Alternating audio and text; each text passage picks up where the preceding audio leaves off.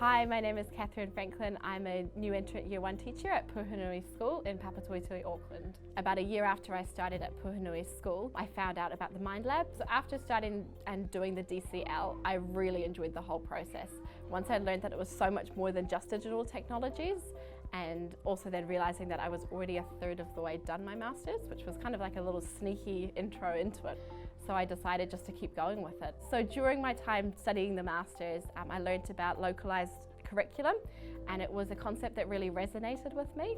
So after considering it and thinking about how I could implement that in my school and my environment, I thought about a garden. I thought it would be a really cool way to connect the kids with the environment, but also might be able to draw in the wider community. So what I love about the Gardening Club is that we represent all the kids across the whole school. So we've got kids right from new entrants all the way up to Year 6, but they all come together with this shared purpose of working on our school garden and making it a place that everyone can enjoy, as well as learning some really key skills along the way.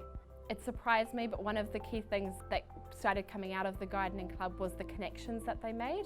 So it was the younger kids got to know older kids and they worked together. So when I first came up with the idea of a gardening project, it was something that I talked to my Masters group about. I kind of had to work around what was going to be the key theme of it, and I ended up identifying problem solving as a skill that we could develop through the Gardening Club. But when I first began the project, we had 27 kids out there.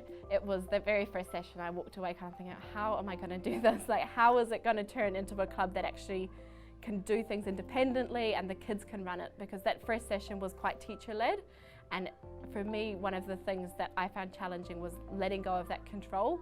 As a teacher, you're very used to telling people, what to do, when to do it, but one of the key things is I didn't want to be doing that. I wanted the kids to take that ownership of the project and for the space to really reflect them and what they wanted it to be.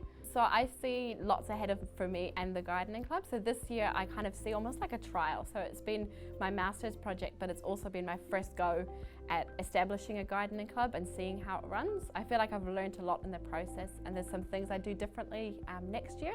So I think it's going to be an ongoing learning journey for both me and the kids. It's really exciting to think about what it might look like next year and then years down the track as it evolves. I'm hoping to have some of the same kids from this year continue in the Gardening Club and become leaders next year, and then hopefully they'll be able to run the Gardening Club and it will be more child-centred. What I would say to anyone considering doing the DCL or the Masters is to give it a go. So take a leap, have a shot. It's so much more than what you think it might be. You learn so much that ends up changing your practice, it ends up changing you as a person, and ultimately it ends up impacting the kids who are in your classroom.